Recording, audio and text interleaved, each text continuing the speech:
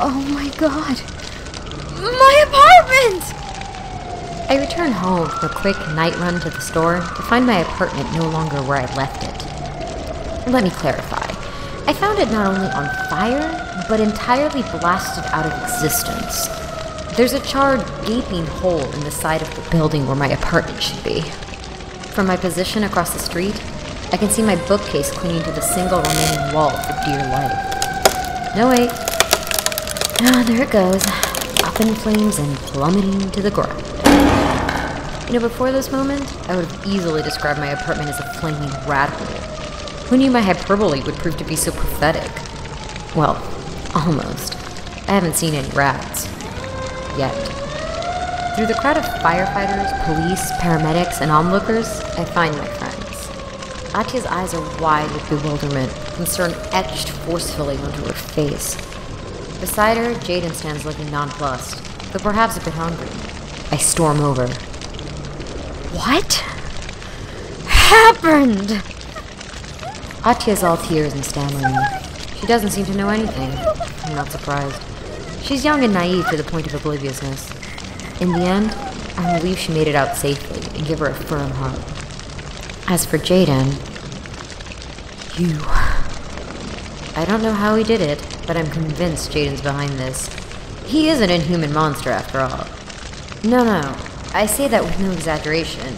He is quite literally an inhuman monster.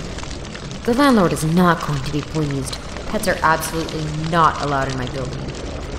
Ugh, God damn it, Jaden! I suppose I can kiss my deposit goodbye. Wait. Let me back up. Let's start off with the basics, shall we? My name is Demi Diaz. I'm 24 years old and just trying to get by in a time period that doesn't seem to have a place for my generation. I could regale you with my hopes and dreams of getting a decent paying job and actually having a life, but why bore you with the details? Right now, my reality is pretty far from that anyway. At my age and still in community college, I know, it's pathetic.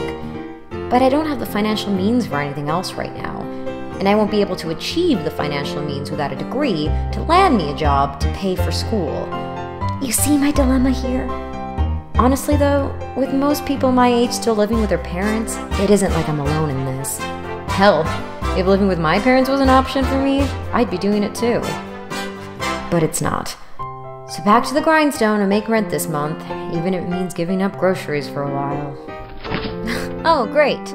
No milk.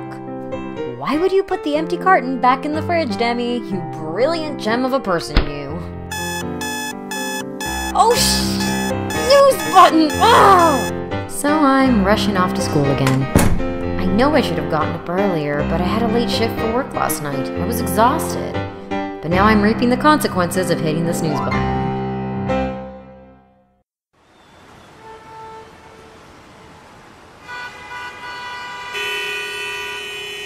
Are you ever stuck in traffic when you're in a rush to get somewhere and you start having fantasies of jumping over the other cars like checker pieces? No? Yeah, me neither. Every single red light. How? I speed off as soon as the light turns green and I'm able to pass the jerk in front of me, only to find myself braking abruptly right in front of the school because some idiot can't be bothered to look both ways before crossing the street. I scowl at the young girl running in front of my car. She stops to give me an apologetic look. I don't care, kid. Just get out of the way. I park as fast as I can and rush onto campus. On my way, I pass by a booth run by a new agey, hippie-looking bunch selling some woo-woo energy talismans or whatever. They try to stop me, saying the proceeds go to a good cause. That my energy could use some aligning. Yeah, no thanks. Get back to me when you actually know what the word energy means. Here's a hint. It's not a mystical, unknowable force you think it is. I push my way through. I consider it a pro bono lesson on kinetic energy, and keep on running to class. I make it just in time to be late. Sorry, there was traffic. It's all right, just take your seat. I plunk down on the nearest empty desk I can find. Beside me sits a young-looking girl, her hair braided really intricately. She's wearing 4 or 5 of those energy talismans around her neck. Great. Just the sort of person I want to sit next to in a stupid mythology class of all things. As if being forced to take this waste of time of a subject isn't irritating enough. Well, hopefully she'll keep to herself and everything will be sunshine and smiles. Hi, nice to meet you. I'm Atiyah. I really need to stop being so optimistic. Adrian Andrews? The professor's doing roll call. I take out my book and sit back, listening for my name. It's my first day here. Actually, I'm still in high school, but my grades were good enough that they're letting me take a couple college classes early. Of course, I just had to take a mythology class. Mythological creatures are so fascinating, don't you think? I really hope she's not talking to me. Do you like my talismans? I just got them from some nice people selling them out on the quad. She is, isn't she? Maybe if I ignore her, she'll take a hint. Atiyah Basilah? Present! Anyway, as I was saying... No such luck. They said that these help with aligning your energies, so I got 5. 1 for each of the elements, and 1 more because they came at a discount if I got 5. I can't help myself. I say something. You do know there's more than 4 elements, right? Earth, water, fire, air... What am I missing? Oh, do you mean ether? You know, I've heard of it, but I didn't think it counted. Ugh, those aren't the actual elements. That's an old philosophical belief from back before we had science. If you want to know the actual elements, take a chemistry class and look at a periodic table sometime. Jeez. She blinks at me with wide, surprised eyes. She's finally quiet, but maybe I've gone too far. I consider apologizing, but would doing so get her to think I'm welcoming conversation? I'm weighing the options in my head when... Really? Wow! That's so many! I'm gonna have to buy talismans every day to catch up. Do you know what the first 5 elements are? Without thinking, I answer. Hydrogen, helium, beryllium, maybe? I think carbon might be in the first 5. Or is it number 6? Look, I don't really know them off the top of my head. Great! She yanks one of the talismans off her neck and disentangles it from the others. I'm too busy staring in confusion to protest when she grabs my hand and shoves the worthless knick-knack into my palm. Here, you hold on to number 1, hydrogen. That way you'll always feel like number 1. Don't worry about all the others. I'll collect them before the semester's out. I'm sure of it. Huh? But... Demi Diaz? I jump in my seat. Oh! That's me. But I actually prefer Demi. Wow! Your name is Demeter? Like the Greek goddess? Yeah, but like I said, everyone just calls me Demi. That is so cool! Demeter, I hate my name. I've never liked it. I've been asking people to call me Demi since I was a little kid. It just figured she'd latch onto that of all things. I feel something in my hand and remember the talisman she gave me.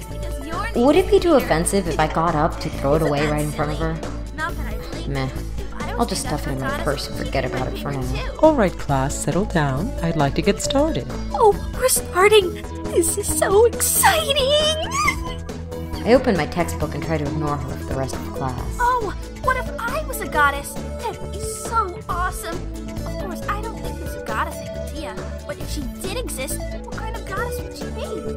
I mean, there is the goddess Atiyah without an H, but there's no goddess named Atiyah with an H, like in my name. I think goddess Atiyah with an H would kick butt, give protection to the people. I'd like to be able to do that someday. Good thing about college? I only have that class on Tuesdays and Thursdays, and there's rarely assigned seating. I tell myself that next time I'll sit as far from her as possible, but as luck would have it... Oh, there's a seat next to me! When I get there too late, the seat beside her is the only one left. Hi, Demeter. How was your weekend? When I get there early, she invites herself to sit next to me. And anything in between. Isn't it cool how the whole class seems to know to leave a seat next to you? It's clearly the power of our friendship talismans keeping our destinies intertwined. Ugh. It seems my classmates have branded me this weirdo's companion. I, on the other hand, feel more like the unwilling host in a parasitic relationship. She's taken to following me in the hallway after class, too, and can't seem to take a hint no matter how much I project "go away" at her. My only solace is that we only share the one class, and she has to hurry back to her high school right after. Jeez. 15 years old, totally whacked out of her head, and even she's accomplishing more in life than I am. Where the hell did I go so wrong? Did I mention the talismans? She comes into class with a new bundle of them every time I see her. Some she wears around her neck, some are stuck on her backpack. She's attached one onto every zipper on her person. One she's taken to using as an oversized bracelet charm. She even started wearing a couple in her hair. It's a wonder she hasn't run out of places to put them. She probably has more than enough for each element on the periodic table by now.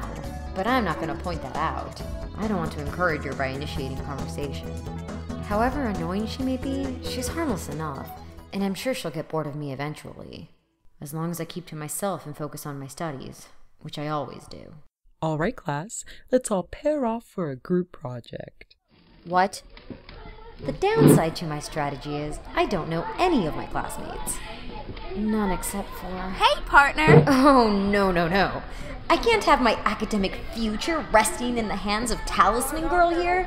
I cast my eyes around the room in the desperate hope that someone else, anyone else, is still available.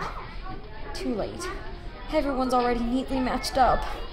I slump back in my seat in defeat as the professor calms the class to explain the assignment. So, your place or mine? I am not having her over to my already cramped apartment. My place, then. Great! I'm so excited! You'll get to meet my family, especially my grandpa. I told you about him, remember? No, I wasn't listening. My mom will make us a tasty dinner. Do you like spicy food? I love spicy food.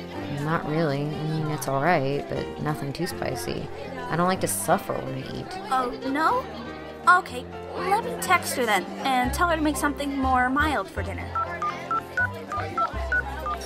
I'm so excited! This is gonna be so fun! Oh, you should sleep over! No. Oh, come on! Look, just text me your address and I'll be over around 9, okay? That late? Yeah, I have work. Oh, well, okay. But Demi... What? I don't even have your phone number yet. Damn. I walked into that one. Reluctantly, I give her my number. I sure hope she's not the kind to text a million times a day. I don't think I could afford it on my discount phone plan. Work is a dehumanizing test of physical endurance and emotional patience. Oh yeah, did I mention I wait tables? I used to work retail, but the pay was hardly enough to live on. Not that working for $2.50 an hour is much better, but on nights when I get good tips, it bumps me up far enough to get by. The downside, of course, is selling your soul. Yes, creepy guy with the wandering eyes who smells like cigarettes, I will keep being polite to you because my pay depends on pleasing you. This doesn't give you the right to keep insinuating that you want to sleep with me. But of course, I keep smiling and playing along. I need to buy more milk after all. The kicker comes when he stiffs me. I guess not getting a date out of it means no tip from me. I want to throw my tray to the ground, but I couldn't afford to replace any broken dishes. By the time my shift is over, I'm dead tired and in no mood to deal with Little Miss Metaphysical. But I don't feel like waiting tables for the rest of my life either, and that means succeeding in school. Do I have to? So I force myself. As I'm driving, I start to think Google Maps is lying to me. There's no way anyone I know lives here. This neighborhood is the sort you'd see in a movie as the stereotypical rich character's zip code. I stop in front of this gorgeous gated house with a tastefully lighted front garden to call Atiyah and tell her I'm lost. Just my luck. I'd rather get lost in a bad neighborhood. At least I'd be closer to home. Demi? Oh, you're here! Come inside. I've been waiting for you. No friggin' way. Yes, friggin' way. This veritable palace is her home.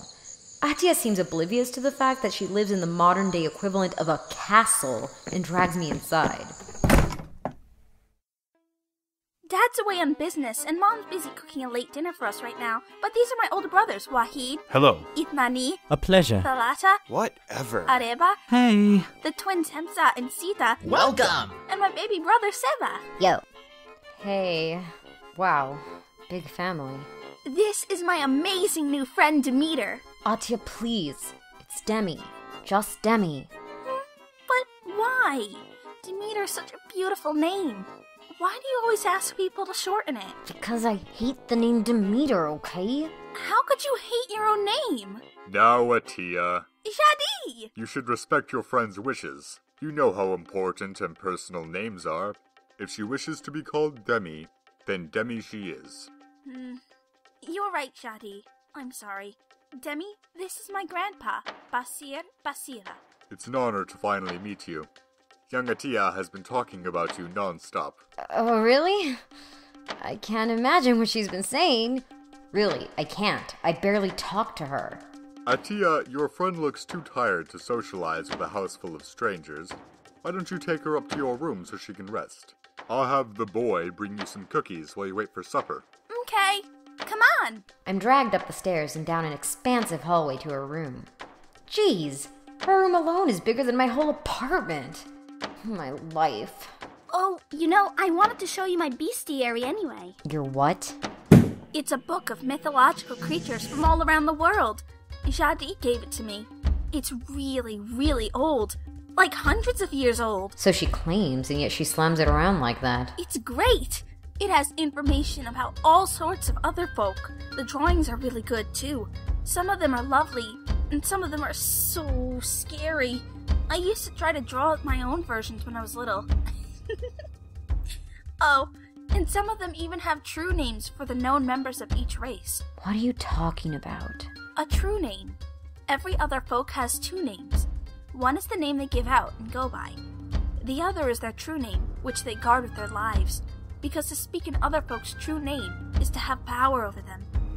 Many other folk have been sealed inside mystical items, enslaved, or even slain, all because a person discovered their true name. Uh-huh. This is one of my favorites. Gross! The image on the page is grotesque. Humanoid for the most part, but its torso is thin and emaciated, its ribs clearly visible under scaly skin, a contrast to its corded, muscular arms and its powerful legs, which bend in the wrong direction. Its jaw hangs open, unhinged and lined with double rows of pointed, razor-sharp teeth poking through bloody, peeling gums, the top and bottom canines curling into hooks. And its hands, rather than splaying out into fingers, have long, black and bloodied claws sprouting from its knuckles. It's hairless but for the strip of wild mane running from its head to the bottom of its spine. Most disturbingly of all, its eyes are large, puckered and cat-like, a piercing golden amber, made to find its prey in the dark. What is that thing? This is a Rakshasa. They're considered demons in India. Supposedly, they eat the rotting flesh of animals because the only meat they can eat fresh is human. Ritualistic human sacrifice. Sexy. Right before I met you, I had a dream about a Rakshasa. How interesting. He called out to me, and I could hear his true name in my heart. Ravana. This is what you grew up on? Whatever happened to Dr. Seuss and coloring books? Sheesh. Come in! Oh, it must be Mikael. He never lets himself in. Cookies! Thanks! I only catch a glimpse of a pale boy with dark hair hanging over his eyes before Atiyah takes the plate of cookies and slams the door in his face. Who is that? That's just Mikael. He's kind of Shadi's servant, I guess. You could have at least let him say you're welcome before you shut the door on him. Oh, Mikael doesn't talk. Now that you mention it, I think he's mute or something. Curiouser and curiouser. I can't say why. It's not like I've ever been the boy-crazy type. But something about that boy lodged itself into my mind. Something was off about him. Not quite right. So I laze around, eating cookies and fake listening to Atiyah go on and on about a dream with his Nirvana guy or whatever. In the back of my head, I know we should be working on our school project, but I'm just so very tired. And I can't stop thinking about that strange guy who brought us these cookies. It's so weird to think that people still have servants in this day and age. The guy was young looking, too. He couldn't have been any older than me. Ah, well. In my younger days, I could never turn down a good mystery. These days, I'm just too busy and tired for all that. Hey, Atiyah? Where's your bathroom? Just down the hall that way. You can't miss it. If that one's occupied, there's 2 more downstairs. Thanks.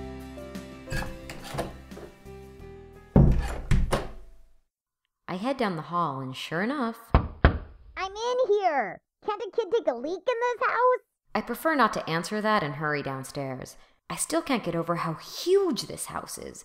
It takes me a while to even find the bathroom. The whole time, though, I can't shake the feeling I'm being followed. So I finish my business and wash my hands and walk back towards the staircase. When I see him, peeking at me from behind the couch in the living room. I don't know what he's doing back there or how he even fits against the wall like that, but he's definitely staring at me with oddly violet eyes. And I don't mean Elizabeth Taylor violet where they're blue and look sort of purplish under certain light. No, these eyes are a stark, solid violet color. Hi, Mikael, was it? Hey, you don't have to slink around creeping on me like that. He doesn't laugh. Instead, he flinches and ducks behind the couch. Way to make him feel at ease, Demi. I was kidding! Hey! Why don't you come out here, man? I wanted to thank you for the cookies. He slips out from behind the couch, and I get a better look at him. He's tall, slender, and really pretty. Like, pretty. Prettier than me. I raise my hand to half-heartedly wave at him, and he bolts from the room. Right. Okay, nice meeting you too. This is why I'm not a people person. I need a drink. I admit, it's rude to go snooping around when you're a guest in someone else's home. But I've never been in such a rich house before, and surely they could spare just a little booze to ease the growing headache their daughter is giving me. I tiptoe around until I come upon a set of steps that lead down to a wooden door with an iron lock rail. It must be a cellar. Maybe even a wine cellar. I wonder what the other half drinks. Looking around to make sure no one sees me, I sneak downstairs, promising I'll only have a glass from an already opened bottle. Slowly, trying to avoid any unnecessary creaking, I push the door, turning the handle. Locked. Damn. I'm sorry! Ah! I jump and whirl around, apologies spilling from my lips to find... Mikael at the top of the steps.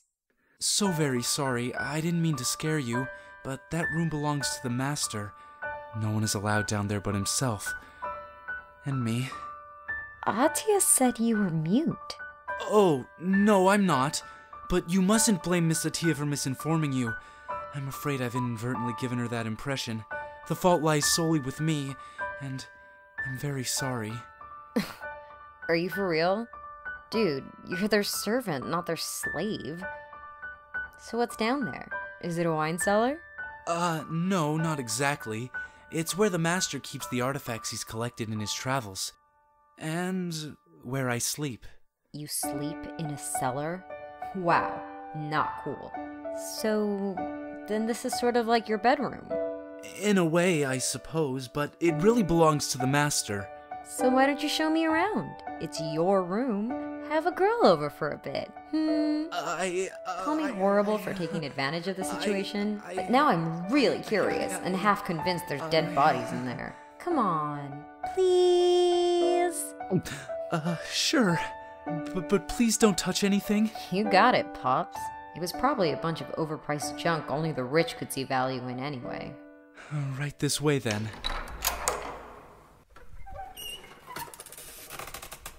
Oh my. The guy wasn't kidding. The room is filled with shelves, each one cluttered with strange-looking objects from all over the world. And while they all seem to have been kept in good condition, some of them look downright ancient. Maybe Atiyah wasn't wrong about the age of her bestiary after all. Mikael, head downcast and eyes fixed on his shoes, hurries to a small cot on the floor in the corner of the room. My stomach churns at the sight. He doesn't even have any blankets. How could anyone treat another human being like an animal? Nice digs you got here. Not? Thank you. I'm suddenly speechless. On the far end of the room, behind all the shelves and artifacts, hovering together in a fluctuating sphere, are 7 perfect, glowing orbs of pulsating light. I gazed into each one individually, taking in their intricate yet nuanced detail. One, a ball of pure, pristine white, untainted, unmarred, just bright. Another, green of every shade and hue, shifting and blending, separating and joining once more, with just a hint of brown in the epicenter, keeping it all together, like pieces on strings. Yet another, blue, flowing serenely one moment, cascading and crashing violently upon itself the next. Beside it, red, burning fiercely with unrivaled intensity, as oranges and yellows try to flow through it, but are always snuffed out by the red. Then the violet, gentle, playful, yet restless, flittering about unpredictably. Finally, impossibly, one is but a black void devouring all light, like a deep, insatiable maw.